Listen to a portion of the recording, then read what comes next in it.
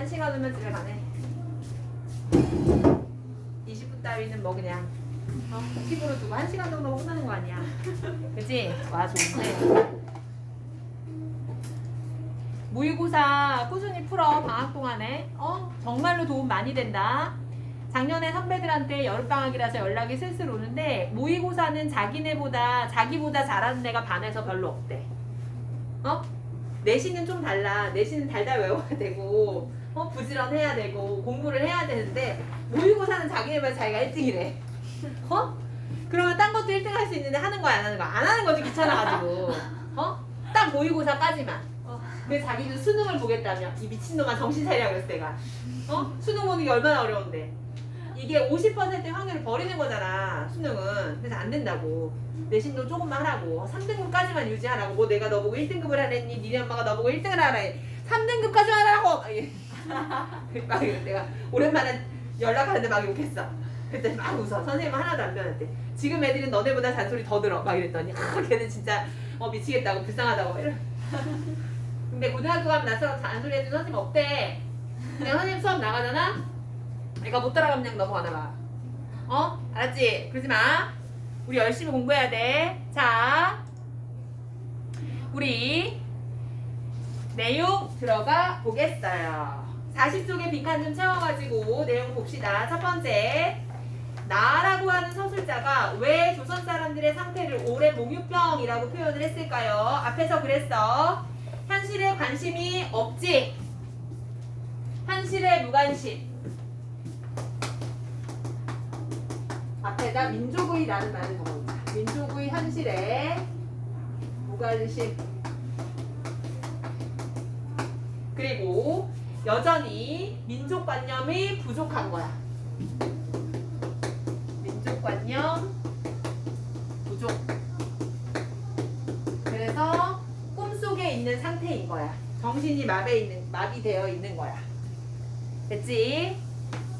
민족의 현실이 어떤지를 자각해야 돼. 그러니까 모든 이게 심리적인 문제이기도 한데 내가 달라지기 위해서는 나의 현재 상황을 매우 냉철하고 명확히 볼 게 필요해. 우리 간혹 그런 거 있잖아. 공부만 해도 내가 지금 성적이 안 올라, 떨어져. 그러면 문제가 있는 거야. 문제가 있다는 전제하에 어디에 뭐가 어떻게 잘못되어 있는지를 파악을 해야만 발전할 수 있고 나아질 수 있는 거야. 윤동주 시인의 시가 위대한 건 항상 자기 자신을 끊임없이 돌아봤다고 했지. 문제의 원인을 나 자신에게서 찾았잖아. 그 원인을 바꿔내면서 이전과 다른 내가 된 거잖아. 그럼 여기 민족도 마찬가지야. 현재 뭐가 문제인지를 확인을 해야 하는 건데 아직도 몽유병 상태인 게 문제인 거지. 두 번째, 일본인들의 이야기를 듣고도 항의하지 못하는 이유는 일단 이 사람 자체가 소극적, 수동적 성향의 사람이야. 이게 첫 번째 이유가 될 거야. 그리고 동시에 지금 나를 제외한 이 목욕탕 안에서의 사람이 전부 다 어떤 나라 사람이야? 일본인이지. 그지? 자신이 조선인임을 밝힐 수 없기 때문이죠. 자신이 조선인임을 밝힐 수 없어서. 그래서 조선인들을 속이고 그리고 이들에게 나쁜 짓을 하는 사람에게 속으로 화만 낼 뿐이지 표현하지 못하는 거야. 이제 목욕탕에서 일본인들의 대화를 듣고 난 후 나의 현실인식은 어떻게 되었을까? 사실 이전에 민족의 현실에 그렇게 자각하지 않고 살았었어. 그치? 민족의 현실에 무관심, 무감각했어. 이게 매우 중요했다가 조선의 실상을 그것도 일본인들의 대화를 통해서 듣게 되면서 이전과는 다른 나로 각성을 하게 되겠죠. 울분을 느끼며 울분, 분노를 느끼며 각성해 나가. 완전히 각성했다고 볼 수는 없어. 그런데 조금씩 각성해 나가고 있는 거야. 이 각이 깨어날 각이야. 깨어나기 시작해.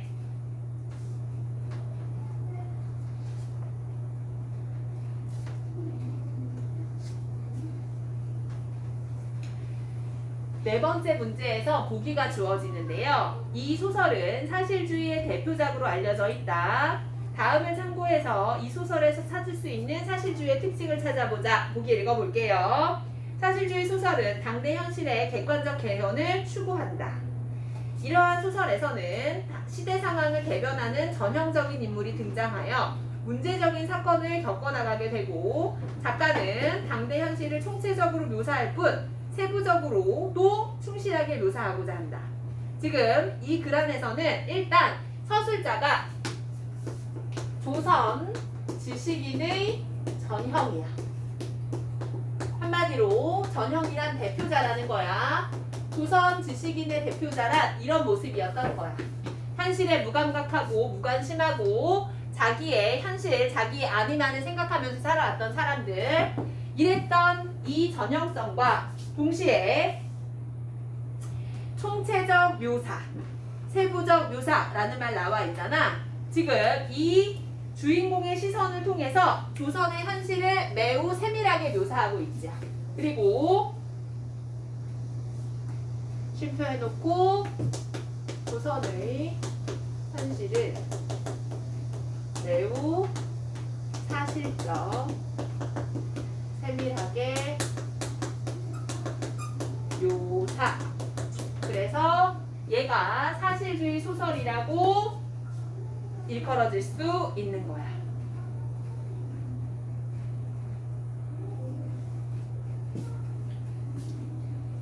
그리고 조선의 현실을 얘기하는 과정 속에서 일본인들이 조선을 어떻게 바라보고 그리고 대했느냐까지 같이 나오지.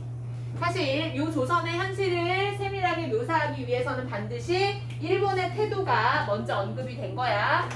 일본인이 우리나라를 어떻게 대했는지 봤어야지. 여기서는 좀 이렇게 잘린 부분이 있는데 되게 못돼 처먹었어. 우리나라 대부분의 징용자들이 속아서 갔다고 봐야 돼. 사실 일본에서는 그래도 저거는 줬어. 밥도 좀 줬고, 그 다음에 월급이라고 해야 되나? 일당도 주기는 했대. 근데 중간에 일본인들이 다 빼앗아가고 속인 거지. 그리고 그것도 사실 조선인하고 일본인하고 임금도 달랐던 걸로 알고 있어. 오히려 험한 일을 조선인들이 더 많이 했는데. 그래서 일본인들이 증언할 때 강제징용 그렇게 힘들지 않았다. 대우도 좋았다. 월급도 많이 줬다. 그건 걔네 입장이지. 조선인들한테는 안 그랬어. 되게 박하게 줬고, 그리고 나 군함도에서 살아오신 할아버지 증언을 봤는데, 그냥 나는 이전에는 그냥 요 정도의 주먹밥 정도로만 알고 있었거든? 밥도 아니었더라고. 우리 기름을 볶고 나면 콩 찌꺼기 있어? 우린 지금으로 말하면 콩비지찜을 생각하면 돼. 그러니까 두부 짜내고 나면 그 덩어리 있잖아. 그런 거 줬다 하더라고.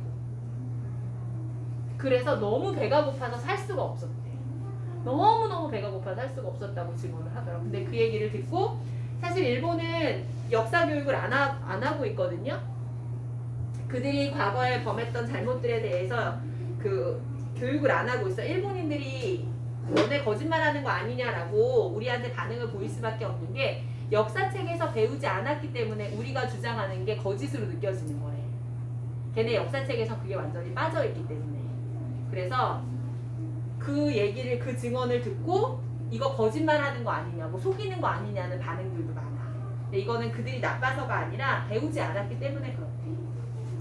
그래서 말미에 그런 말 하더라고요. 그 일본 지식인이 과거를 모르는 자는 미래가 없다. 사실 우리가 범했던 과거의 잘못이 있다면 뉘우치고 반성하고 그래야지 앞으로 나갈 수 있는 거고. 그치? 자, 우리 이제 41쪽에 내용 이어서 가볼게요. 내가 목욕탕에서 이런 이야기를 듣고 얼마나 충격을 받았는지 그런 얘기 나올 거야. 22세쯤 된 책상 도련님, 우리 백면서생이라는 한자 성어 봤지? 그 사람이야. 그때의 나로서는 이러한 이야기를 듣고 놀라지 않을 수 없었다. 인생이 어떠하니, 인간성이 어떠하니, 사회가 어떠하니, 다 그런 심심파적으로 하는 이거 정서 그리고 시간 때우는 이런 류의 이야기들이나 나는 하고 살았지. 아버지나 그렇지 않으면 코빼기도 못한 조상의 덕택으로 글자나 얻어 배웠거나 소설 권이나 들춰보았다고 인생이니 자연이니 시니 소설이니 한데야 결국은 배가 불러서 포만의 비애를 호소할 따름이요. 자기 자신이 살아온 걸 어떻게 보면 비하하는 거야. 나 부모 잘 만나서 배불리 먹고 호의호식하고 살았어. 그 정도. 실사회 이면의 이면, 진상의 진상과는 아무런 관계도 없었을 것이다. 실사회 이면의 이면, 거기다 밑줄 그어놔. 실인생, 실사회 이면의 이면, 진상의 진상이라는 말에다가 민족의 현실 적어놔. 우리가 대체 어떤 상황에서 살고 있는지, 내가 발디딛고 있는 이 현실이 어떠한지 난 그런 것들 하나도 모르고 살았어 라고 하는 반성인 거야. 그러고 보면 내가 지금 하는 것, 이로부터 하려는 것이 결국은 무엇인가 하는 의문과 불안을 느끼지 않을 수 없었다. 1년 연둘달 죽도록 애를 쓰고 반년짝은 시래기로 목숨을 이어가지 않으면 안 되겠으니까. 시래기 알지? 시래기. 요즘은 건강을 위해서 먹는 거지만 옛날에는 반년은 보리밥이나 조밥 먹고 나머지 반년은 이 시래기로 죽 끓여서 온 가족이 먹었어. 조선의 실상을 말하는 거야. 말을 들을 때 그것이 과연 사실일까 하는 의심이 날만치 나는 귀가 번쩍하였다. 나도 8, 9세 전까지는 부모의 고향인 충청도 촌속에서 자랐고 그 후 1년에 한두 번씩은 촌락에 발을 들여놓았지만 설마 그렇게까지 소작인의 생활이 참혹하리라고는 꿈에도 생각해본 일이 없었다. 시를 짓는 것보다 밭을 갈라고 한다. 이거 어떤 지식인이 했던 말이야. 그러나 밭을 가는 그것이 벌써 시가 아니냐? 사람은 흙에서 나와서 흙에 돌아간다. 흙의 방순한 냄새에 취하지 않는 자 행복이여. 흙의 돋아오르는 생기야말로 인간의 끊임없는 새 생명이라니. 이거는 호의호식하는 배불리 먹는 그런 부잣집 자식들이 농촌에 농사짓는 삶은 아름다워, 훌륭해, 가치 있어 라고 말하는 것일 뿐 실제 소작으로 농촌에서 가난하게 굶주리면서 모진 고통과 노동으로 사는 현실을 드러냈던 게 아니었다라는 반성이 나는 거야. 계속 볼게. 이러한 의미로 올봄에 산문시를 쓰던 자기의 공상과 철여가 도리어 부끄러웠다. 자기가 생각하고 아름답다고 꾸며냈던 그 모든 것이 다 부끄러웠대. 흙의 냄새가 방순치 않다는 건 아니다. 방순하다는 건 흙의 냄새가 매우 순하고 향기롭다야. 그 향기에 취할 수 있는 자가 행복스럽지 않다는 것도 아니다. 조반 후 낮잠은 위약이라는 고등 유민의 유행병에나 걸릴까봐 대패밥 모자에 연경 쓰고 아침 저녁 호미자를 잡는 것이 행복하지 않고 시적이 아니라는 게 아니다. 여기 중간에 말이 여러 개가 있지만 우리 농촌에서 생산활동을 하면서 농사짓는 삶이 행복하지 않는 게 아니다 라는 뜻이야. 그러나 핵심은 뭐게? 그건 내가 배불리 먹고 살고 여유가 있어서의 가치지, 먹고 살 게 없고 반년은 시래기로 먹고 죽는 농민들의 삶은 아니었던 거야. 이렇게 반성하는 거야. 그러나 저러나 1년 12달 우마 이상, 소와 말 이상의 죽을 고역 모진 노동이야. 소하고 말 버금가게 죽을 노동을 다 하고 그러고도 시래기 죽에 얼굴이 붓는 게 시일까? 이건 농촌에서 농사짓는 삶이 아름답고 행복해 라고 말하는 게 아니고 정말로 농민들의 고된 노동과 그들의 아픈 삶을 얘기한다면 그게 시일 수 있을까? 라는 거야. 나는 그들의 현실은 도무지 모르고 농촌의 삶이 행복하고 가치 있다고 아름답게 시를 썼다는 거야. 그걸 반성하는 거야. 그들이 삼복에 끓는 햇볕, 초복, 중복, 말복, 손등을 대이면서 호미자를 놀릴 때 그들은 행복을 느낄까? 그들은 노예다. 자기 자신의 생명의 노예다. 그들에게 있는 것은 다만 땀과 피뿐이다. 그리고 줄임뿐이다. 이게 농촌의 고되고 힘겹고 그러나 인정할 수밖에 없는 현실이었던 거야. 그들의 어머니인 뱃속에서 뛰어나오기 전 벌써 확정된 유일한 사실은 그들의 모공이 막히고 혈청이 마를 때까지 흙에 그 땀과 피를 쏟으라는 것이다. 모진 노동만으로 살아야 한다는 거야. 그리하여 10방울의 땀과 100방울의 피는 한 톨의 나락을 기를 것이다. 그러나 그 한 톨의 나락은 누구의 입으로 들어가는가? 그에게 지불되는 보수는 무엇인가? 굶주림만이 무엇보다 확실한 그들이 받을 품삯이다. 이거 되게 역설적이죠. 그렇게 모진 노동을 했는데 그들이 받는 품삯은 굶주림인 거야. 그들이 생산해낸 건 어디로 가? 동척으로 가고 소작인이니까 자신의 땅 주인인 지주에게 가고 중간에 관리자인 마름에게 가는 거야. 그들에게 남은 건 굶주림인 거야. 나는 몸을 다 훔치고 옷 입는 터전으로 나왔다. 이제 목욕에서 나온 거야. 42쪽 갈게요. 이제 여기에서부터 이 사람이 조선인이라서 몸수색을 당하는 장면이 나오게 돼. 그럼 이 사람 되게 자존심 상하게 되는 거야. 왜 나만 이렇게 몸수색을 당해야 해? 이거지. 나는 사람, 드는 사람, 한참 일이 복잡이다가 틈에서 불이 나게 양복바지를 꿰며 서 있으려니까, 바지 입으려니까 어떤 보지 못한 친구가 문을 반쯤 열고 중절모자를 쓴 대가리를 불쑥 디밀며 황당한 안색으로 방 안을 휘휘 둘러보더니 실례 올시다만 여기 이인화라는 이가 계십니까? 라고 묻는다. 네, 나요. 왜 그러우? 지금 조선인을 수색하려고 하는 과정이야. 나는 벌짝 그자의 앞으로 두어 발짝 앞으로 나서며 이렇게 대답했다. 벌자는 한참 찾아다니다가 겨우 만난 것 같이 반갑게 빙글빙글 웃으며 문을 활짝 열어젖히고 서서 이리 좀 나오라고 명령하듯 소리를 친다. 학생복에 망토를 두른 체격, 제 딴에는 유창한답시고 일어의 어조가 묻지 않아도 조선 사람임에 분명하다. 일본어로 대답을 했겠지? 그런데 그게 조선 사람인 걸 눈치챈 거야. 그래도 짓궂게 일어를 사용하고 도리어 자기의 본색이 탄로날까봐 염려하는 듯한 침착치 못한 행세. 나의 눈에는 더욱 수상쩍기도 하고 근질근질해 보인다. 뭔가 미심쩍어 보이는 거야. 나의 성명과 그 사람의 어조를 듣고 우리가 조선 사람인 것을 짐작한 여러 일인의 시선. 나에게서 그자에게, 그자에게서 나에게로 올지 갈지 하는 모양이었다. 말하자면 우리 두 사람은 일본 사람 앞에서 희극을 공연하는 앵무새의 격이었던 것이다. 그래, 무슨 이야기인지 할 말이 있건 예서하오. 나는 기연가 미연하고 기연가 미연가 이거는 긴가민가 하고 대답했다. 하여간 이리 좀 나오슈. 말씨가 벌써 그러한 종류의 위인인 것을 의심할 여지가 없다고 생각한 나는 그 언사에 오만한 것이 귀에 거슬려 불쾌한 어조로 그만 문 닫고 나가서 기다리시오 하며 소리를 지르고 다시 내 주위 자리로 와서 주섬주섬 옷을 입기 시작했다. 여러 사람의 경멸하는 듯한 시선 밑줄 그어놔. 조선인에 대한 일본인의 시선 적어놔. 여러 사람들의 경멸하는 듯한 시선은 일본인들이 조선인에게 갖고 있는 평상시 관점을 이야기하는 거야.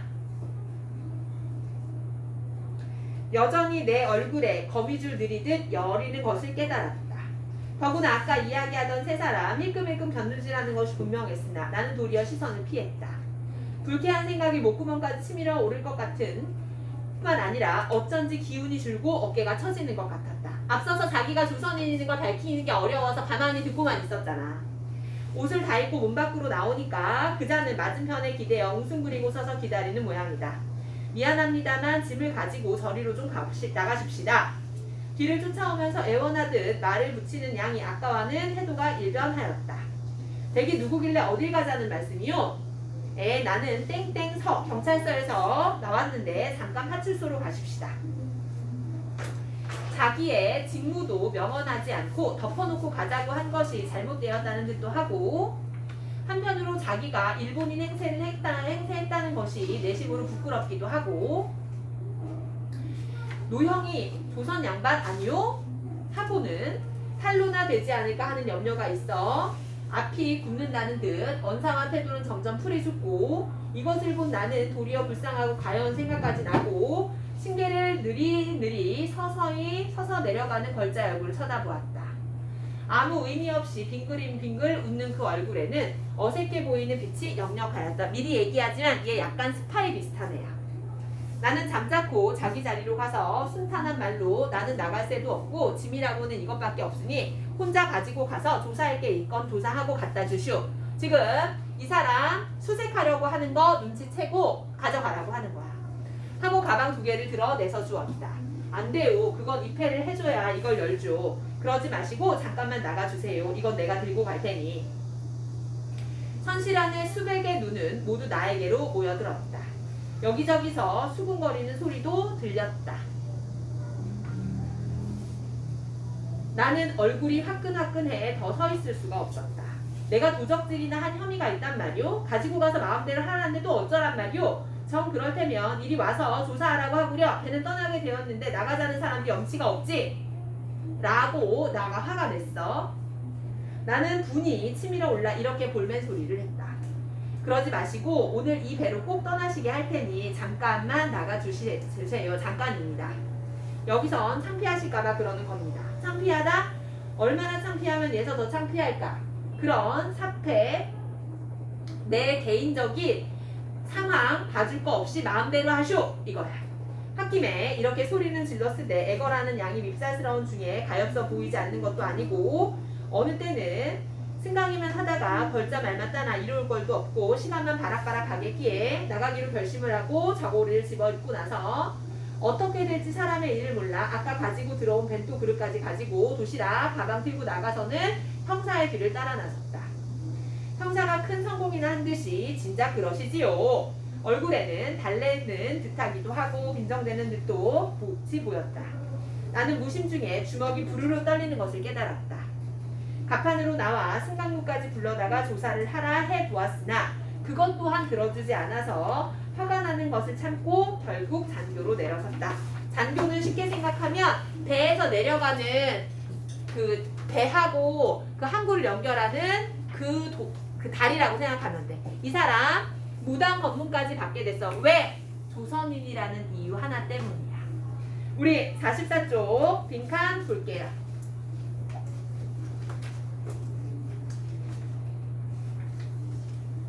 주인공이 인생과 사회 등에 대해 했던 자신의 말을 탁상의 공론이라 반성하게 된 이유는 무엇인가?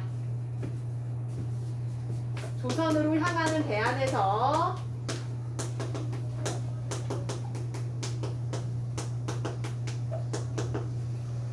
동포들의 삶의 현실이 어떠한지 비로소 알게 되었기 때문. 나는 농촌에서 농사짓고 사는 삶이 아름답고 행복하다고 했어. 그게 아름답지 않다는 건 아니야. 그런데 그런 고된 노동에 시달리면서 결국 그들에게 주어진 생산물은 굶주림밖에 없다는 것을 비로소 알면서 내가 알고 있던 시 그리고 내가 썼던 시는 무의미했구나 반성하게 되는 거야. 그러면서 반성이라는 말 반성하게 되는 거야.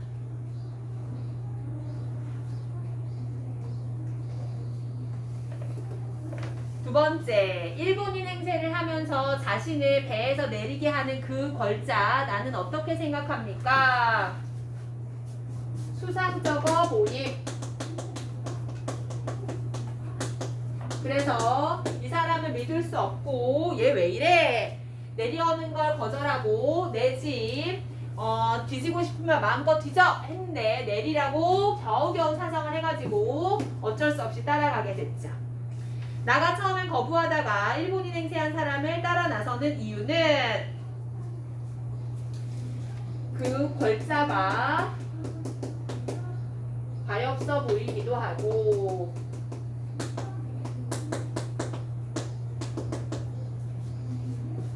옥신각신 해봤자 시간만 갈 것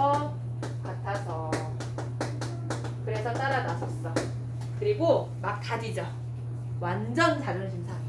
얘 나름 조선에서 부잣집 자식으로 살았어. 생색깨나 하던 집안 자식이야. 그런데 이런 대우 받으니까 완전 기분 나쁘겠지. 이제 아무 이유 없이 검문하는 것을 무단검문이라고 한다. 무단검문을 당하는 주인공의 심리는 어땠을까? 불쾌함, 당혹감,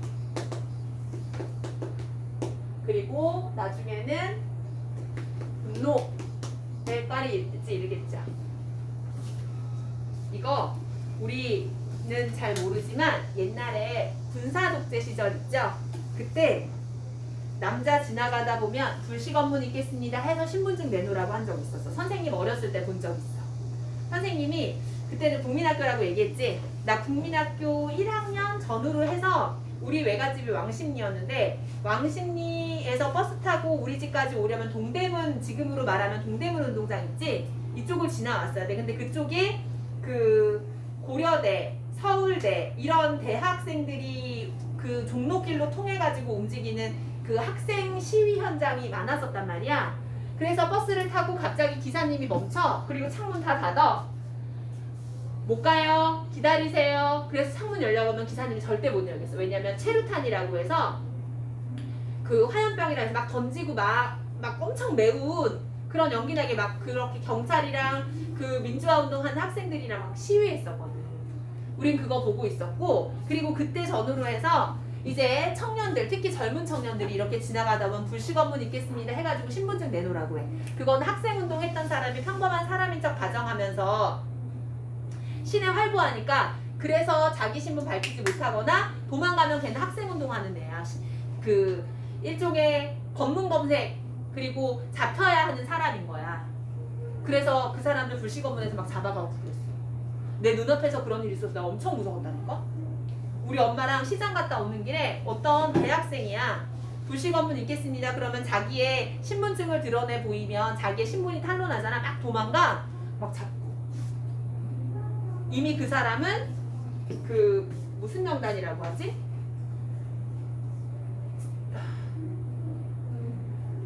우리 범죄자로 이미 올라있는 명단에 들어가 있는 거야. 근데 그 사람이 막 도둑질하고 이런 게 아니라 그 민주화 운동하고 학생 운동하고 그래서 그래. 이미 자기네들끼리 막 선고해. 지금 여기도 그거야. 무단검문이야. 일제강점기에 있었던 일들이 1980년대에도 있었어. 우리 45쪽 갈게요. 대합 실합까지 오니까 아까 내 명함을 빼앗아간 인버네스가 양복에 외투를 입은 또 한 사람과 무시무시하게 경계를 하고 있다가, 이게 인버네스가 뭐냐면 되게 웃겨. 우리 35쪽 가봐. 35쪽 가면 옷 있죠. 옷. 지금하고 다르게 그 당시에 옷차림들 있어. 인버네스라고 보여? 이런 차림의 사람이야. 그리고 레인코트, 그 다음에 뭐 이런 세비로 뭐 이런 복장이 있었던 거야. 지금하고 다른 그 당시의 옷차림들. 그럼 다시 45쪽으로 와볼게요.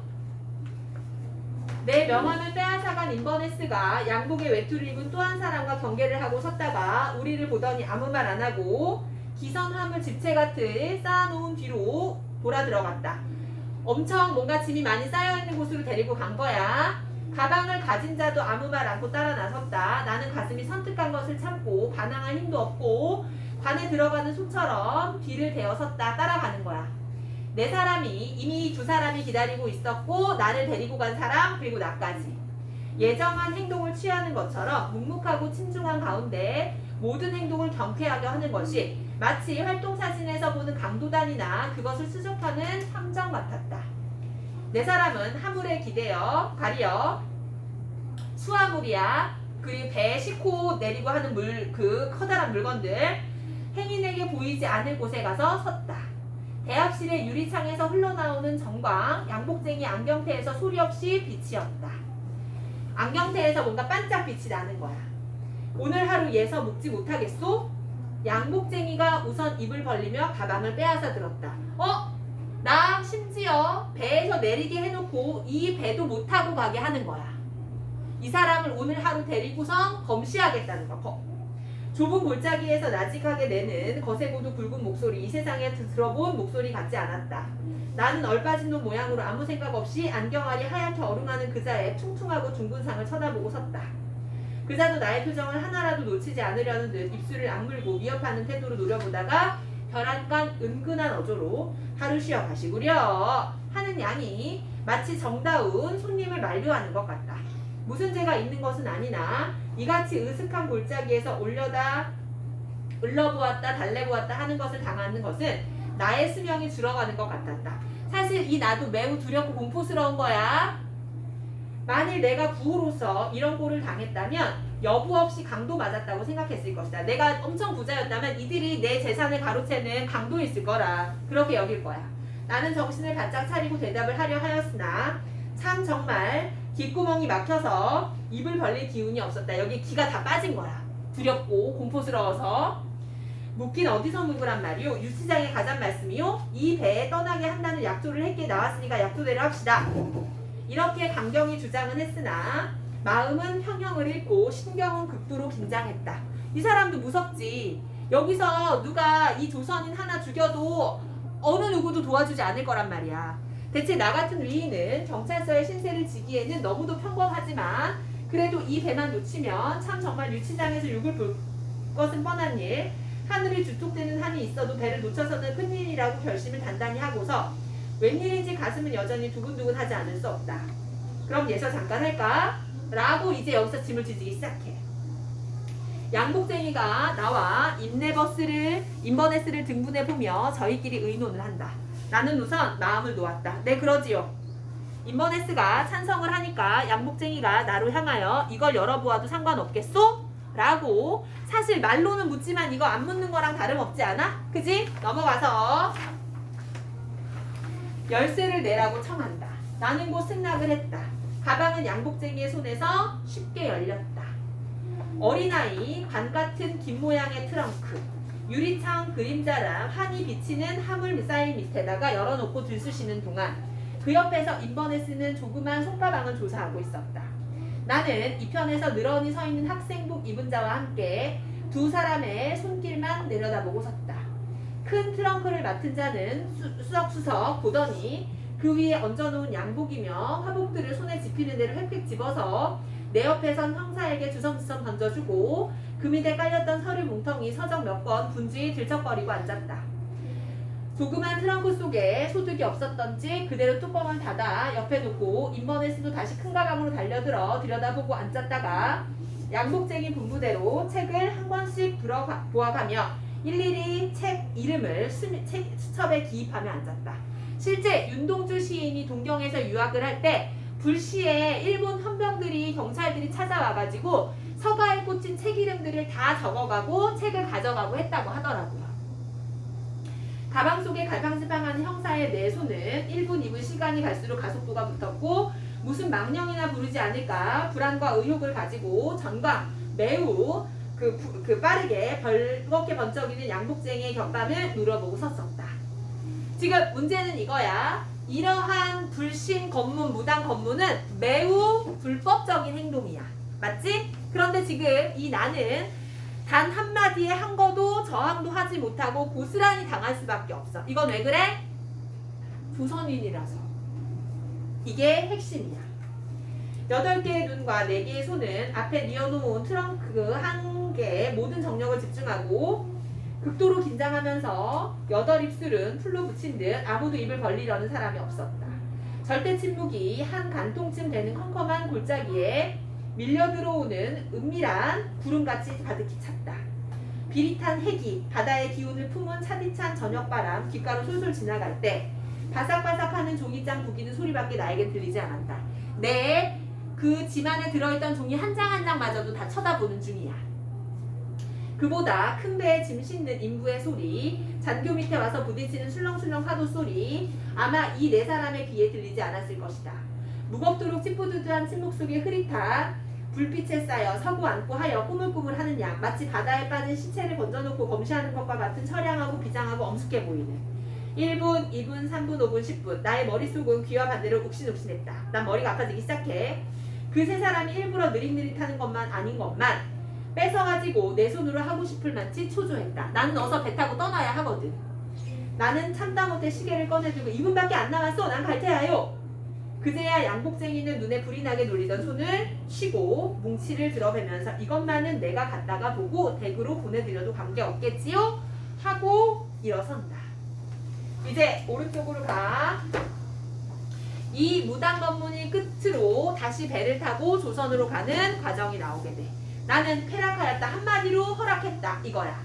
사실 그 속에는 집에서 온 최근의 편지, 몇 장의 소설, 몇 가지 원고에는 아무것도 없었다. 그런데 이 일본인들은 이게 뭔지 하나하나 살펴봐야 하니까, 혹은 이자가 독립운동과 관련된 여러 연락책을 하는 게 아닐까, 이런 감시의 눈으로 쳐다보고 있는 거니까 애써 기록한 서적이래야. 원래 나에게 사회주의자라는 사자나 레닌이란 내자나 물론 이거니와 독립의 독자도 없을 것은 나의 전공하는 학과만 보아도 알 것이다.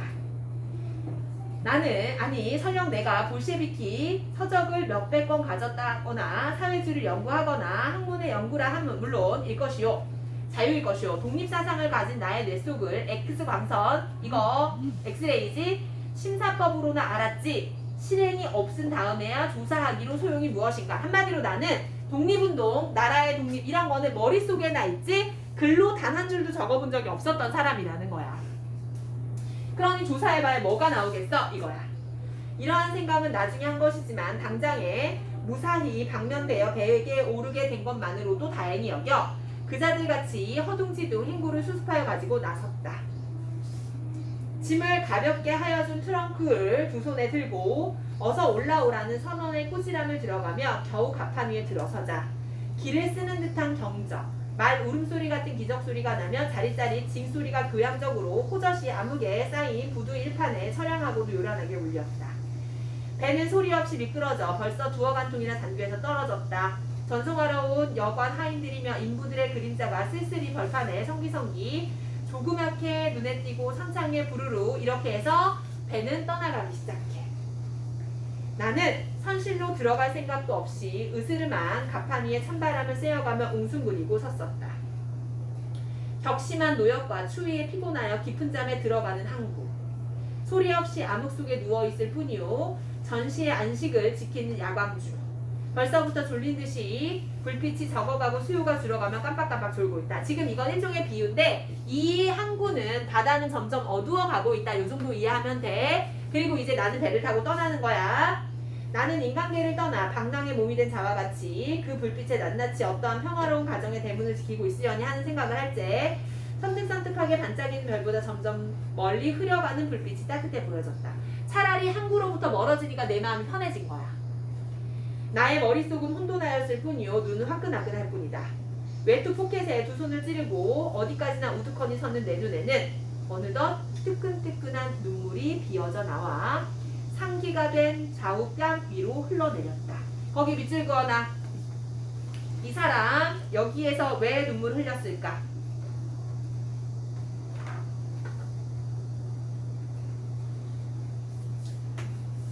억압적 부조리한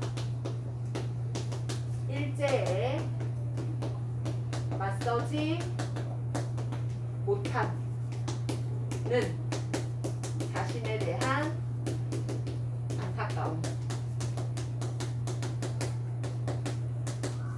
지금 이 사람 다 큰 청년이 혼자 배 위에서 눈물 흘리고 있어. 내가 왜 이렇게 당하고 있는 거야? 또 배, 그리고 분노, 슬픔 등 매우 다양한 감정들이 복합적으로 이 청년의 눈에서 눈물을 흘리게 만들고 있지요. 억울하지 않겠냐? 자존심 상하고, 그지? 내가 왜 이자들한테 이런 대우를 받아야 해? 얘네가 뭔데? 인 거지.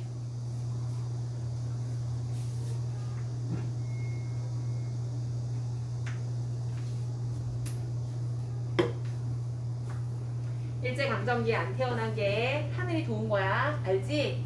우리 현모하고 승훈이하고 기란이는 체격도 좋아서 진작 강제징용 당했어. 진작 강제징용 당했어. 진짜.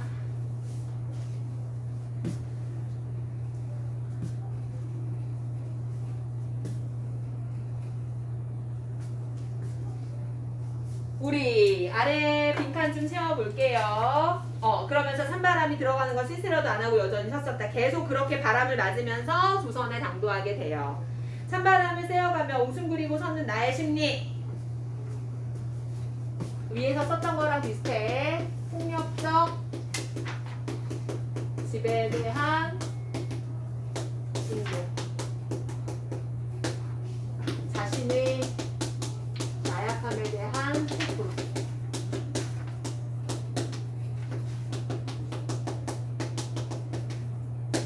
이런 게 섞여 있겠지. 위에서 봤던 감정들이 섞여 있는 거야. 비슷해.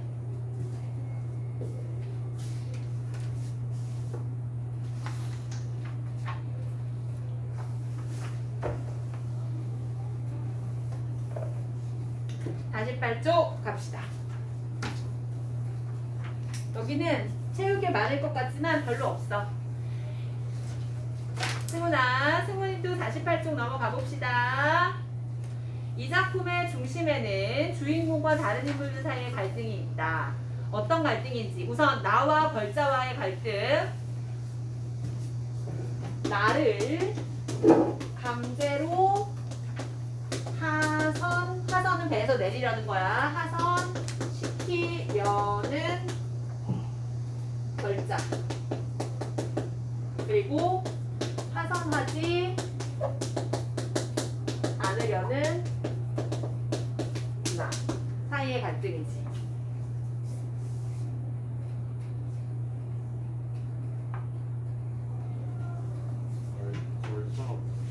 그 사람이라는 걸 낮춰 부르는 거야. 그자라는 거. 우리 그라고 하는 사람은 3인칭 대명사야. 근데 걸자는 그자쯤으로 돼. 자라는 말이 붙으면서 낮추잖아요. 그치? 나와 인버네스 양복쟁이. 나와 나의 짐을 강제 검문하려는 자. 그리고 검문 당하는 게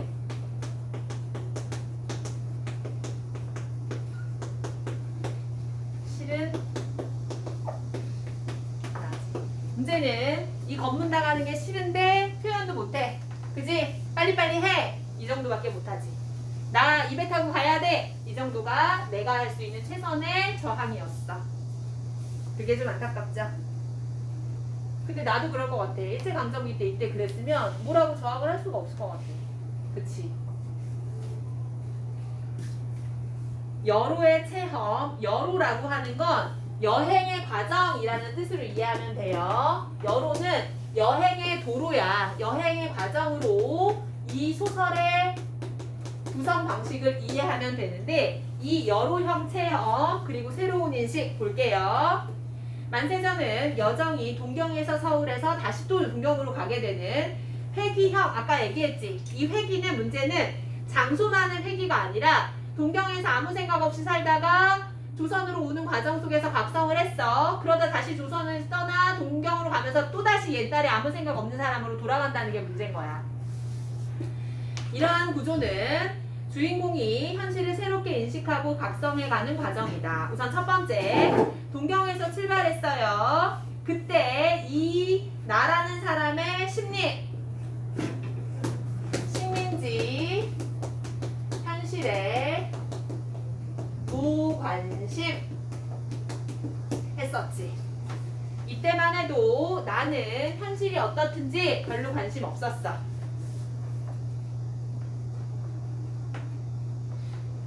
그리고 부산에 도착했어. 경찰 조사를 받고 술집 작두에 넋부리를 들게 됩니다. 여기 조선의 현실 인식. 우리 배 타고 오는 과정이야. 우선 이 배가 부산에 먼저 도착하게 되거든. 그리고 이 배 안에서 여러 사람들의 대화를 보게 되고 듣게 되고, 그리고 이야기를 나누면서 뭔가 조선의 현실이 이렇구나를 알게 돼요.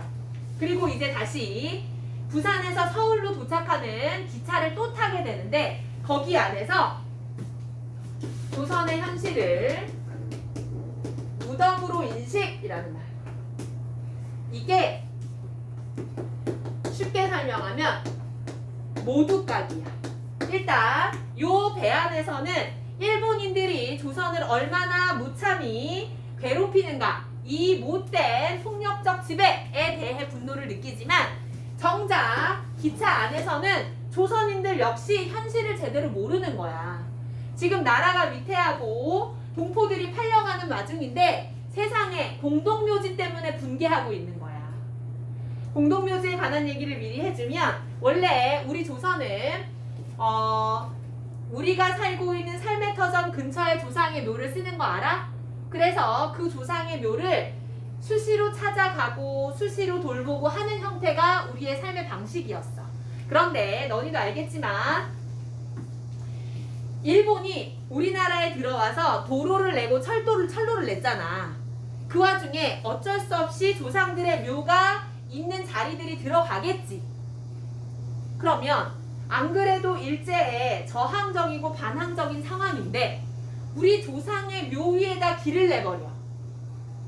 조선은 특히나 조상님, 제사 이런 거에 대해 대단히 민감했는데 우리 조상님 무덤 위로 길이 나버리고 무덤을 하루아침에 없애버리고 있을 수가 없는 일이었던 거지. 그래서 그때 일제가 이런 아이디어를 내게 돼. 공동묘지라고 해서 지금으로 말하면 그 공원묘지 있지. 그걸 따로 설정하고 집 근처에는 묘지를 못 만들게 하는 거야. 이러다 보니 아니 왜 우리 조상님의 묘를 우리 마음대로 못하게 만들어? 이거에 조선인들이 분노를 하고 있는 걸 보면서 야, 지금 그게 뭐가 중요해? 당장 조선 백성들이 팔려가고 먹고 살기 어려운 이런 고된 와중에 죽은 사람의 묘 따위가 뭐가 중요한 거야? 라고 생각하면서 조선도 멀었구나 라고 인식을 해. 일제도 나빠, 대단히 나빠. 그런데 조선도 멀었어. 모두 까기가 들어가는 거야. 이해됐지? 다음에 다시 이제 서울에 도착했어. 거기서는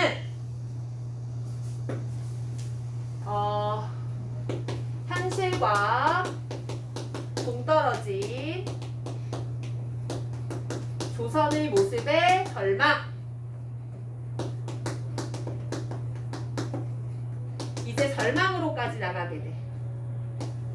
이거는 왜 그러냐면 선생님이 기억하기로 이해하기로는 이 아내가 맹장염 비슷한 병이었을 거야. 그러면 이거 그 당시 의술로도 수술을 통해서 아마 치료할 수 있었을 거야. 그런데 우리 옛 사고방식에 사람의 몸에 칼을 대면 돼, 안 돼? 안 되지. 그래서 그냥 죽어, 아내가. 그걸 보면서 아, 조선 진짜 멀었구나 절망하게 되는 거야. 그리고 옛날엔 이런 것도 있었어. 사람이 사진을 찍으면 훌령이 떠나간다 그랬어. 그게 초기의 사고방식이었죠. 잘 몰랐으니까. 근데 그게 아니라는 걸 자꾸 이렇게 세상에 알려주고 나아지면 되는데 그걸 못했던 거야. 그게 너무 안타깝지. 이제 아내가 죽었어. 동경으로 다시 출발하면서 이때 문제는 이거야. 답답한 세상으로부터 벗어나서 매우 홀가분해져. 그래서 회귀가 돼버리는 거야. 답답한 현실에서 벗어나게 돼.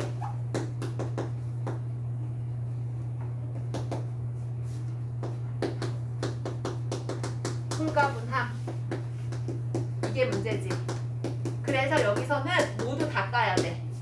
일제도 까야 돼, 조선도 까야 돼, 그리고 지식인 나도 까야 돼.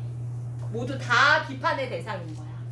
염상섭이 서술자 나를 대신해서 이야기하지만 이 지식인 또한 비판의 대상이 된다는 걸 모를 리 없거든.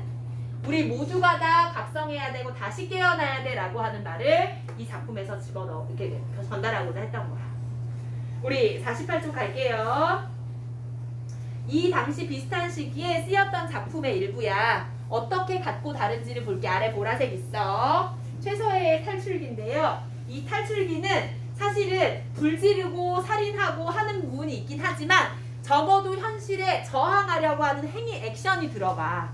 여기 보기에 나오는 건 일제라든가 아니면 포악한 중국인 지주에 맞서 우리의 목소리를 내고 어떻게든 그 현실을 타개해 보려는 노력이 들어가는데 우리 이 만세전이라고 하는 작품에서는 그조차 나오지 않으니까 문제인 거야. 읽어볼게.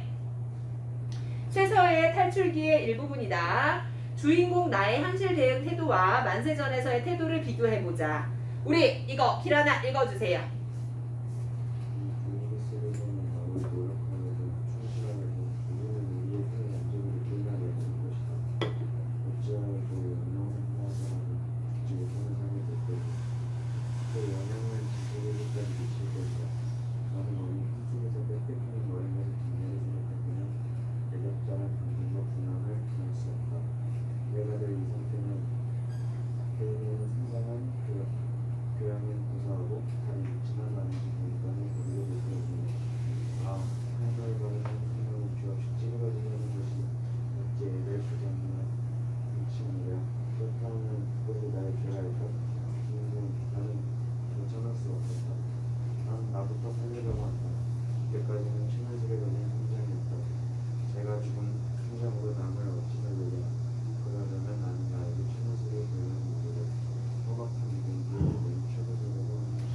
처부수려 한다. 내 자식이 어미의 품에 안긴 내 자식은 결국 굶주리며 허덕이다가 죽어갈 거다. 나는 이걸 바꿔야 한다. 라고 하는 게 이 최서의 탈출기의 얘기고 우리 영상섭의 만세전은 부정적인 대상을 인지는 하지만 그냥 비판만 하고 말지요. 거기다 적어놔. 탈출기에서는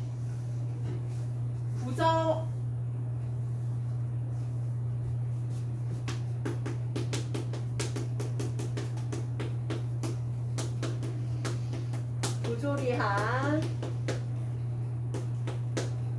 현실에 맞서려 한다. 반면 만세전은 소극적 비판에 머물고 만다. 그래서 이 영상섭의 만세전에 한계라고 하는 걸 묻는 문제들이 좀 나와. 이건 비판은 하지만 그 비판에 머물고 마는 것. 이게 매우 중요해. 이게 어떻게 보면 지식인의 한계인 거야. 지식인이 머릿속에 든 건 많아. 똑똑해. 다 봐. 그런데 실천이 없잖아. 그치? 우리 거의 끝나가죠? 될 것 같아요. 보자. 기차가 영동역에 도착하니까 사냥꾼의 일행은 내리고 승객이 한때가 몰려왔다. 이거 서울로 가는 기차야. 눈이 이렇게 몹시 왔다가는 내일 어디서 장이 서겠나? 오늘도 얼매 손인지 알 수가 없는데 이렇게 공연히 우는 소리 말게 누가 뺏어가나? 하며 장군 같은 일행들이 들어와서 자리를 잡고 어수선하게 쿵쾅거리며 주거니 받거니 정거장에 도착할 때마다 드나드는 순사와 헌병 보조원이 차례로 한 번씩 휘돌아 나가자. 지금 이거 일제의 감시가 너무도 일상화된 현실을 보여주는 거야. 거기다 적어놔. 정거장에 도착할 때마다 드나드는 순사와 헌병 보조원이 차례차례로 한 번씩 휘돌아 나가자 라는 말에다가 조선에 대한 감시가 일상화된 현실.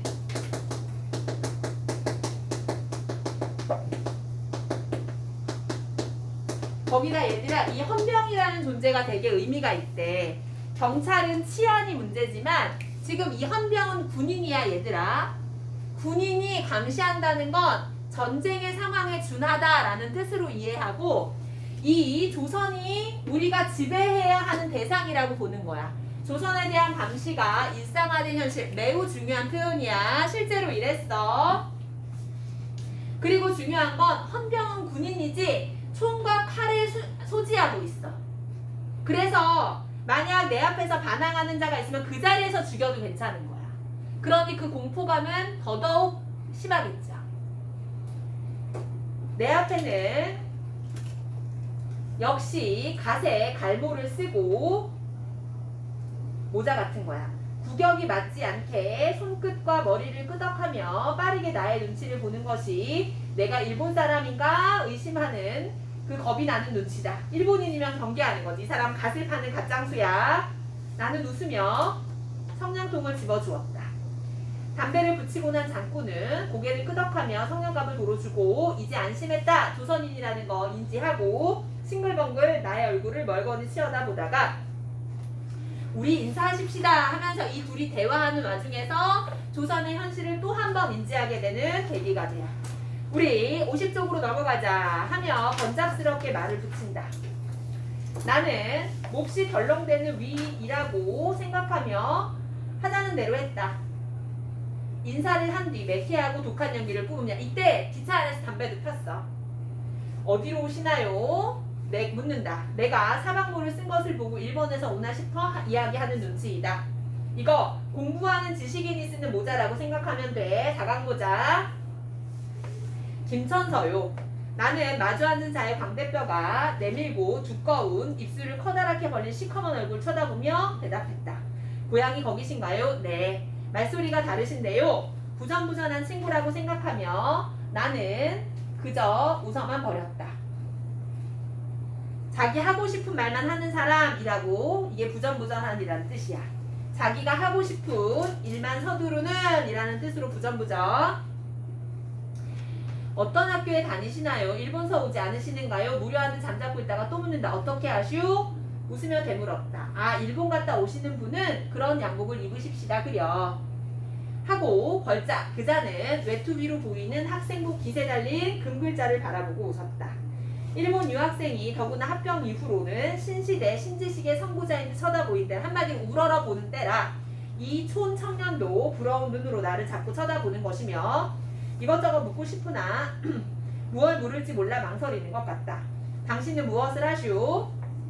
네, 갓 장수를 하는 장돌뱅이입니다.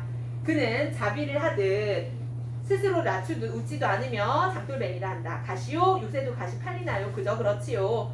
촌에서들은 여전히 갓을 쓰니까요. 나는 좀 의외라 생각했다. 두 사람은 잠깐 말을 끊었다가 다시 물었다.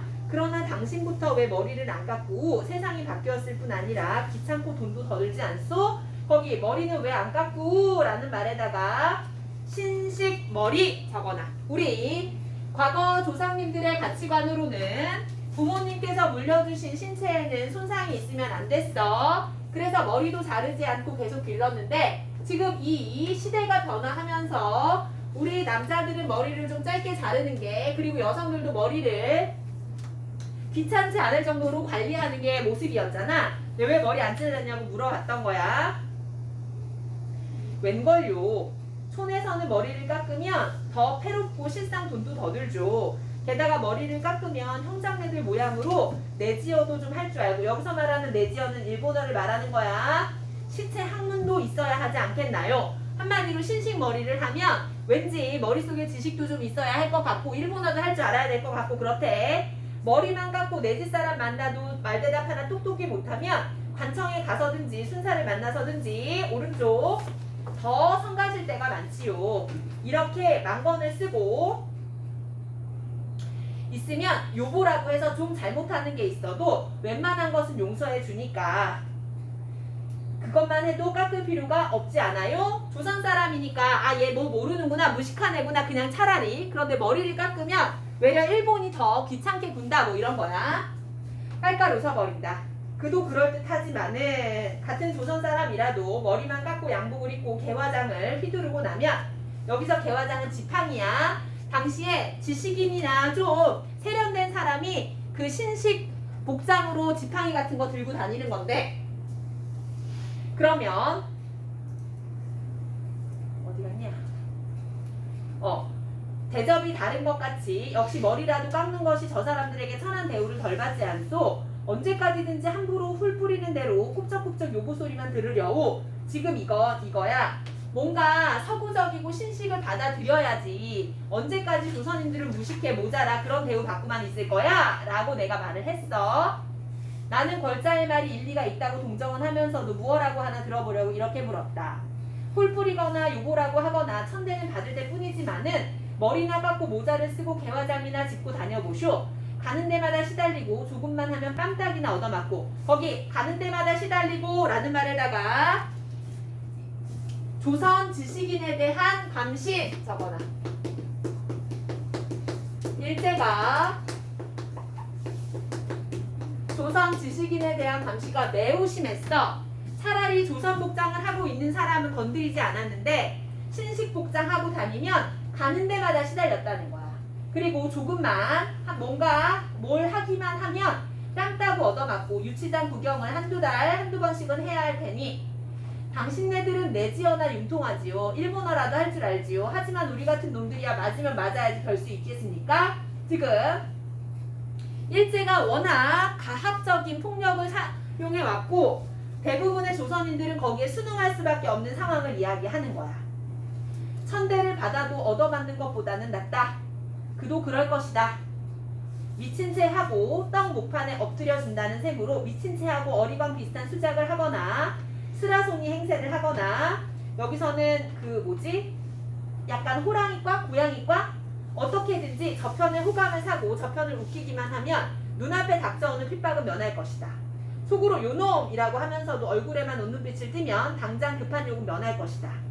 지금 일제가 조선인들에게 공포, 경계, 그리고 미봉책이야, 가식, 굴복, 그리고 도회는 학식 따위를 숨기는 거야. 비굴, 이 모든 것에 숨어 사는 조선 사람. 이게 진짜로 똑똑할 수도 있고 비굴할 수도 있고 감출 수도 있고 이 각색 다양한 모습으로 본 모습을 감추고 있는 조선인들. 가장 유리한 생활의 방도요 현명한 처세술이다.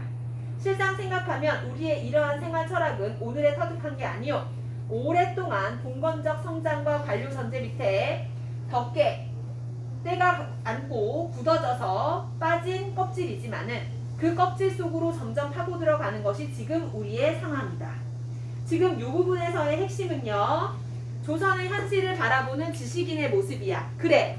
조선인들이 워낙 많이 당했지. 당해왔으니 겉으로 자신의 생각을 드러내고 그리고 옳다고 생각하는 말을 할 수가 없으니 자신보다 강한 자들 앞에서 늘 엎드려 있고 자신을 낮추고 그리고 비루한 모습으로 살 수밖에 없었지 라고 지식인이 우리 조선의 백성들의 현실을 인지하고 있는 거야. 됐지? 어떻든지 그저 내지인과 동등한 대우만 해주면 나중엔 어찌 됐는지 살아갈 수 있겠지요. 청년은 무엇에 쫓겨가는 사람처럼 차 안을 휘휘 둘러보며 이거 휘휘 둘러보며 라는 말에다가 일본 감식이라는 뜻이야. 기차 안에 어떤 복장을 한 어떤 사람이 일본의 첩자인지 알 수 없어. 일제의 감시를 의식한 행동이야.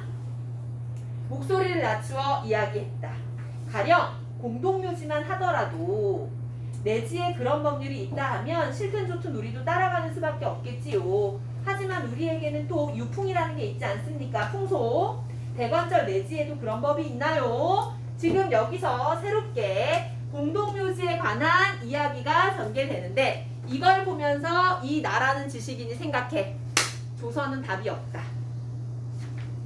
여전히 무덤, 공동묘지 이거에나 생각이 빠져서 민족의 현실 따위는 보지도 못하다니 참 답답하다라고 인지하게 되는 계기가 돼. 의외에 이 장돌뱅이도 공동묘지 얘기를 꺼낸다. 아까 형님한테 한참 설법을 듣고 오는 길에 또 질문을 받으니 언제 규정된 곳이요? 어떻게 시행하라는 것인지 나로서는 알고 싶지도 않고 그까짓 것 아무렇게나 어떻든 아무렇게나 상관없는 일이오마는 아마 요사이 경향에서 모여 앉으면 꽤들 문제거리, 화제거리가 되는 모양이다. 나는 한번 껄껄 웃어주고 싶었으나 그리할 수 없다. 일본에도 공동묘지가 있다우. 나 역시 누가 듣진 않는가 하고 아까부터 수상쩍게 보이던 저편 뒤로 컴컴한 구석에 금태를 한 동두룬 모자를 쓴 채 외투를 뒤집어 쓰고 누워있는 일본 사람 김천에서 나와 같이 오른 양복쟁이 편을 돌아다보았다. 나 역시 우리 주변에서 감시하는 이가 없는가 살피는 거야. 나의 말이 조금이라도 총독 정치를 비방하는 것은 아니지만 그 중에서 무슨 오해가 생길지 염려가 되는 것이다. 정말 내지에도 공동묘지가 있어요? 하지만 행세하는 사람이야 좀 다르겠지요. 공동묘지는 어떻게 보면 돈이나 명예 가진 사람들은 안 쓸 거다 라고 생각을 한 거야.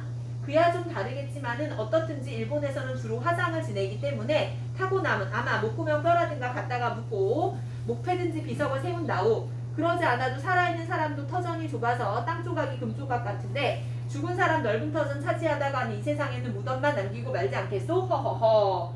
지금 이 사람 밑을 그어나 죽은 사람 넓은 터전 차지했다가는 무덤만 남고 말지 않겠소? 허허허 라는 말에다가 나의 현실적 관점.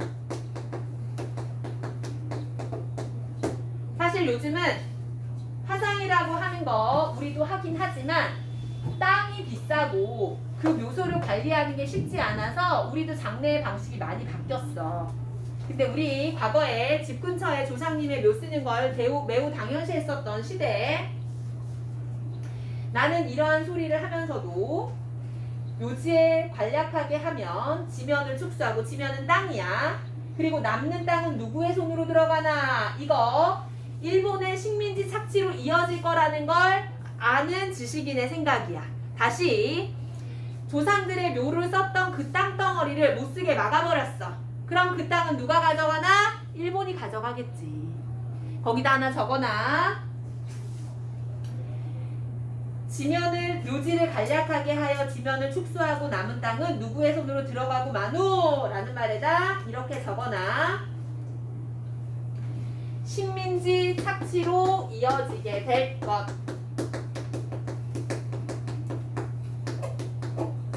아까 선생님이 간략하게 설명해줬어. 조상님들의 뼈가 묻혀있는 곳에 도로를 낸다? 우리 조선에서는 상상도 할 수 없어. 일제에 대한 저항이나 반감이 더 커질 뿐이야. 그리고 그 땅에 묘를 못 쓰게 하고 일제가 착취해버리고 수탈해버리면 일제의 땅이 되는 거야. 너네 동양석식 주식회사 원리 들었지? 일제가 이름으로 신고되지 않은 땅을 주인 없는 땅이라고 생각하면서 일단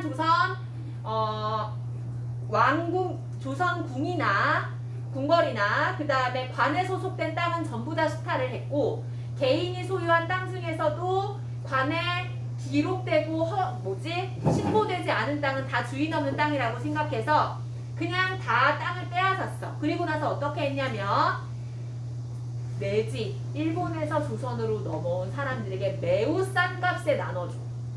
그러면 그 땅에서 생산된 수확물은 누가 가져가는 거야? 일본으로 가져가게 되는 거야. 그럼 조선인은 거기에서 소작활동하고, 그러나 소작활동해도 매우 낮은 값으로 소작에 대한 대가를 받게 되고, 그러니 먹고 살 길이 막막하니 돈을 벌게 해주겠다는 징용으로 갈 수밖에 없고, 이 악순환이 계속 벌어졌던 거야. 그리고서니 자기의 부모나 처자를 죽었다고 금세로 살라버릴 수가 있습니까? 더구나 대대로 내려오는 자기 집 찬소까지를. 지금 화장 문화에 대한 거부감을 드러내고 있는데 걸자는 나의 말이 옳다고 모양으로 고개를 끄덕끄덕 하면서도 그래도 반대를 한다. 지금 일제가 주장하는 공동묘지에 대한 거부감을 드러내고 있는 장돌뱅이. 그러면 이 얘기를 왜 하냐면 하다못해 장돌뱅이조차도 이걸 거부하고 싫어했어. 근데 이거 공동묘지에 대한 거부의식을 드러내는 것뿐만 아니라 중요한 게 이것밖에 없어? 지금 조선의 현실에서 중요한 게 공동묘지인가? 라고 하는 의문을 던지게 만드는 거야. 그래, 가짱수가 머리 깎지 않는 이유. 머리를 깎고 나면 성가신 일이 많아.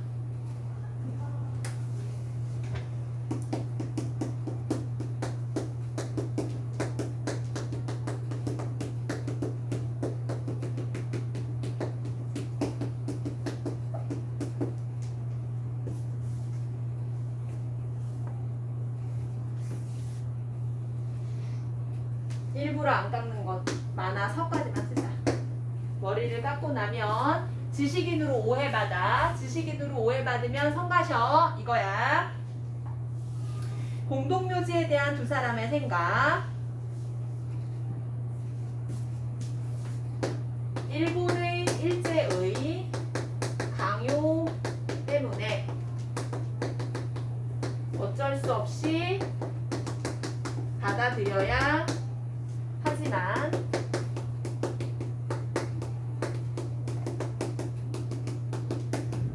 반대하는 장돌배기.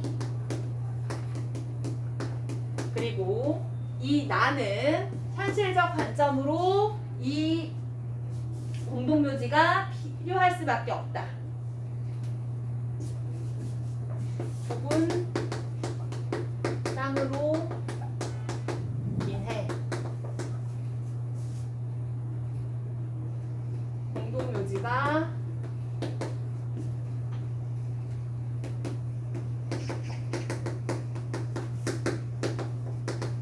현실적 방법이라고 여기는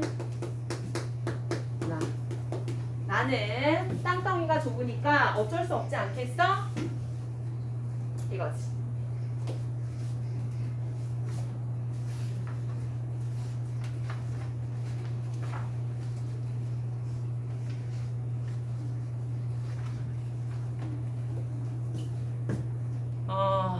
지금 시간이 대단히 애매한데.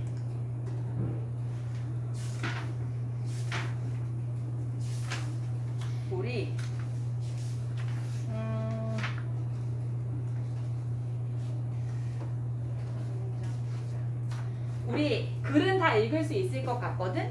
혹시 만약에 뒤에 필기하는 거 못하면 다음 주에 이어서 하고 문제풀이는 숙제를 해오자. 문제는 풀 수 있을 것 같아. 내용에 관한 문제니까. 53쪽 볼게요. 자정이 넘은 뒤 차는 대전에 와서 닿았다. 기물과 같은 금대 안경 채비 하이칼라 신사는 커다란 가죽 가방에 담요를 비끄러미 메어서 옆에 놓았던 것을 앞에 앉았던 사람에게 들려가지고 갔다. 같이 기차 타고 왔던 사람이야. 그리고 하인이 와서 가지고 갔어. 기생은 내리지 않는다. 얼마나 점거하느냐고 소재하는 역부더러 모르니까 30분 동안 일하고 몇 다는 소리를 꽥 지르고 달아난다. 나는 하도 심심하기에 모자를 집어 쓰고 차에서 내려서 플랫폼으로 어슬렁어슬렁 걸어갔다. 이제 기차 안에서 기차 밖으로 나오는 거야. 이래서 지금 여기 대전역에 잠깐 머물고 가는 중이거든. 그동안 눈이 서너 차례에 쌓인 모양이다. 지금은 뜸 하나 뼈에 저린 밤바람이 모가지를 자라목처럼 오그라뜨렸다. 매우 추웠어. 맨 끝에 달린 착간 앞까지 오니까 불을 환하게 켠 사장실 속에 얼굴이 해끄무레한 두 청년이 검정 방한모에 소매통이 좁은 옥색 두루마기를 입고 누런 양복을 입은 헌병과 마주서서 웃으며 이야기를 하는 것이 보였다. 얼굴 모습이 같은 것을 보면 두 청년은 형제 같기도 하고 헌병 같은 권총을 단 줄이 늘어진 것을 보면 고조원이 아니요 일본 사람이 분명하다. 나는 창 밑으로 가까이 가 보니까 세 사람은 여전히 무얼하고 속살거린다. 그러나 청년들의 어설프게 웃는 낯빛과 입술이 경련적으로 위로 뒤틀린 것은 공포 그것 같았다. 지금 이 사람 이 일본 헌병을 보고 실제로 웃으면서 이야기하는 게 아니라 헌병하고 두려운데 웃으면서 대화를 하는 중인 거야. 스파이는 아니군 하는 생각으로 발길을 돌려 목책으로 막은 입구 앞으로 가서 내 손으로 열고 나갔다. 아무도 막지 않고 좌우편으로 눈발이 쳐들어오는 횡댕그레한 속에 난로랍시고 옹기종기 사람들이 모여있다. 대합실도 없이 이런 벌판에 세워둘 지경이면 어서 착관으로 들여보낼 일이지. 지금 사람들 추운데 찬바람 그대로 맞고 있는 거야. 나는 이런 생각을 하며 난로 옆을 흘끗 보니까 결박을 지은 범인이 뱃사람이나 오들오들 떨며 나무 의자에 걸터 앉아있고 그 옆에는 순사가 셋이 지키고 있었다. 지금 어떤 잘못을 한지 모르겠는데 범인을 호송하는 중이야. 순사가 지키고 있어. 나는 무심코 외면을 하였다. 그 중에는 머리를 파발을 하고 떼덩이가 된 치마 저고리 매무시까지 흘러내린 젊은 여편네 역시 포승을 지어 앉아있다. 부끄럽지도 않은지 나를 부러워하는 듯한 눈으로 치어보다가 고개를 숙인다. 자세히 보니 등 뒤에 쌕쌕 자는 애기가 매달려 있다. 여자의 이런 꼴을 처음 보는 나는 가슴이 선뜩하여 멀거니 얼이 빠져 섰었다. 나는 흉악한 꿈을 꾸며 바위에 눌린 것 같은 어리둥절한 눈으로 한참을 바라보다가 발길을 돌렸다. 정거장 밖으로 나서서 눈을 바삭바삭 밟으며 큰 길로 거리로 나가려니까 7년 전에 일본으로 떠날 달아날째 오정때 대전에 내려서 점심을 사 먹던 그 집이 어디인지 방면을 알 수가 없어 그만큼 시가가 많이 변했다. 길 맞은편 쪽으로 쭉 늘어선 것은 빈지 들렸으나 여기서 빈지는 가계부 같은 거라고 생각하면 돼. 모두가 신축한 일본 사람 흥점이다. 과거 내가 7년 전에 여기 떠날 때는 다 조선인 거였는데 이제 다 일본인 거야. 우동을 파는 넘겨 두루마가 쩔렁쩔렁 흔드는 요령 소리만이 괴괴한 거리 처량하다. 그림에서 보이듯이 이렇게 사람들을 세워놓은 거야. 14~5쯤 말도 모르고 단신으로 일본으로 공부한다는데 호기심이 있었던지 친절히 대접을 해주던 그때 그 주막집 내외가 그립다. 다시 도리쳐 돌아오니 착간 속에서 무슨 대수색을 하는지 승객들은 아직 아니 들여보내고 결박을 지은 여자는 아이가 깨어서 보채니까 일어서서 서성거린다. 젖이나 먹이라고 좀 풀어줄 일이지 하는 생각을 하니 시퍼렇게 얼어서 앉은 순사가 불쌍하기도 하다가도 밉다. 목재관으로 들어오며 건너편 바라다 보니 차창실 속에 있던 두 청년과 현병도 여전히 이야기를 하고 섰다. 나는 까닭없이 처량한 생각이 가슴에 복받쳐 오르면서 한편으로는 무시무시한 공기에 몸이 떨린다. 지금 일제의 감시가 너무도 여기저기에 퍼져 있는 거야. 한쪽에서는 순사가 범인을 호송하는 중이고 순사가 있고 그리고 기차 안에서는 계속 검사 중이고 그지? 젊은 사람들의 얼굴까지 시든 배춧잎 같고 주눅이 들어 멀거니 앉았거나 그렇지 않으면 빌붙은 듯 천한 웃음 헤헤 하고 싱겁게 웃는 그 표정을 보면 가엾기도 하고 분이 치밀어 올라 소리라도 버럭 질렀으면 시원할 것 같다. 거기를 밑줄 긋고 묻거나 젊은 사람들의 얼굴까지부터 버럭 소리라도 버럭 질렀으면 시원할 것 같다. 에다가 식민지 조선의 현실을 바라보는 지식인의 시각. 식민지 조선을 바라보는 지식인의 시각. 지금 곳곳에 공포가 묻어있고 그리고 주눅 들어있는 게 느껴지는 거야. 이게 산다는 꼴인가? 모두 대져버려라. 거기 이게 산다는 꼴인가? 모두 대져버려라. 에다가 이렇게 적어놔. 조선의 비참한 현실에 대한 반감.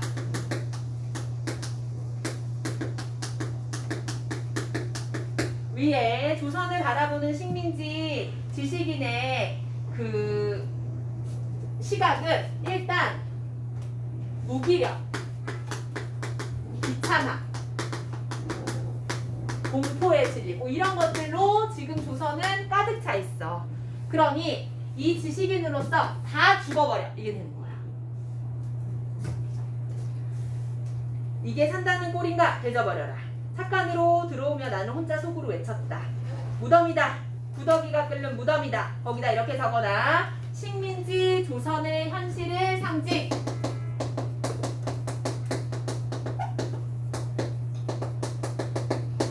여기 이 소설에서 무덤이라고 조선을 일컫는 자체가 무덤이 뭐야? 죽은 사람이 묻혀있는 자리잖아. 그지? 조선이 그 무덤하고 다를 바가 없는 거야. 살아있는 자가 없는 거야. 이렇게 본 거야. 나는 모자를 벗어서 앉았던 자리 위에 던지고 난로 앞으로 가서 몸을 녹이며 섰다. 난로는 꽤 달아있었다. 빨갛게 익어가고 있어. 뱀의 혀 같은 빨간 불길이 난로 틈으로 날름날름 내다 보인다. 착간 안의 공기는 담배와 그리고 담배 연기와 석탄재의 먼지로 흐릿하면서도 쌀쌀하다. 우중충한 난폭불은 웅크리고 있는 자들의 사람들의 머리 위를 지키는 것 같으나 묵직하고도 고요한 압력으로 지그시 내려 누르는 것 같다. 처음엔 지켜주는 것 같았는데 지금 보면 감시하는 것 같아. 공동묘지다. 공동묘지 속에서 살면서 죽어서 공동묘지에 갈까봐 애가 말라하는 갸륵한 백성이다. 거기다 적어놔. 비판적, 자조적이라고. 지금 조선을 굉장히 핫하게 하고 있는 이슈가 공동묘지였어. 그때 생각해. 이런 묘지에 살면서 죽어서 공동묘지 갈까봐 걱정하다니. 참, 차라리 지금 살고 있는 이 무덤에서나 벗어날 생각을 했어야지 라고 하는 자조와 비판이 들어가는 거야. 이거 이해되니? 하고 코웃음을 쳤다. 공동묘지 속에서 사니까 죽어서나 시원스레 가서 묻히겠다는 건가? 하여간 구더기가 득실득실하는 무덤 속이다. 모두가 구더기다. 너도 구더기, 나도 구더기. 지금 조선인 자기 자신 모두를 구더기에 빗댄 거야. 진화론적 모든 조건은 한 초 동안 거르지 않고 진행되겠지. 생존 경쟁이 있고 도태가 있고 네가 잘났느니 내가 잘났느니 을렁될 것이다. 그러나 조만간 구더기는 낱낱이 해체되어서 원소가 되고 흙이 되고 내 입으로 들어가고 네 코로 들어가고 니나 내나 거꾸러지면 미구 오래지 않아 또 구더기가 되고 원소가 되고 흙이 되고 에이 개져라. 움도 없이 싹도 없이 쓰러져 버려라. 망할 대로 망해버려라. 사태가 나든지 망해버리든지 양당간의 끝장이 나고 보면 그 중에서 조금이라도 쓸모있는 놈이 나올지 모르겠지. 지금 이 마지막에 코웃음을 쳤다부터 이제 그 아래부터 공동묘지 속에 사니까부터 쓸모있는 놈이 나올지도 모를 것이다 라는 부분까지 통째로 묶어. 현실에 대한 극단적 분노, 허무의식. 이 허무의식이라는 게 매우 중요한 게 어느 누구가 나타나서 뭔가 발전적으로 달라질 게 아무것도 없는 거야. 그냥 구더기일 뿐인 거야. 나는 차가 떠나기 전 들어 누워버렸다. 옆으로 등너머로 기생의 머리에서 가끔가끔 끼쳐오는 머릿내, 기름내, 분내를 은은히 맡아가며 눈을 감고 있었다. 이것도 구더기 썩은 냄새이기는 마찬가지다. 나는 이런 생각을 하며 코도 막으려고 안 했다. 차가 움직이기 시작했다. 잠이 스르르 왔다.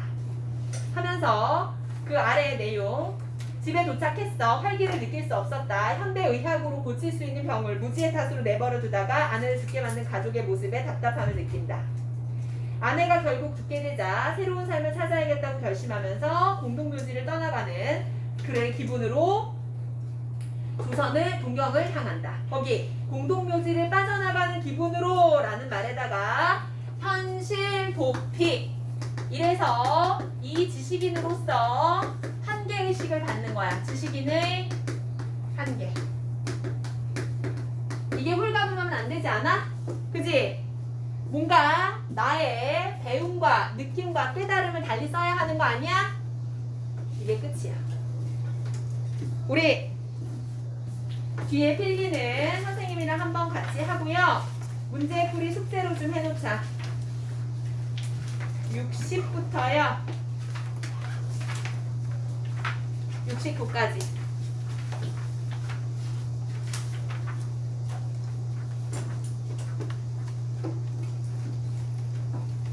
이제 모의고사 줄게. 그리고 가방 싸서 가. 7시 넘었어. 이제 부모님 기다리시겠다. 조심히 가세요. 네. 일어나 다음 주에 와.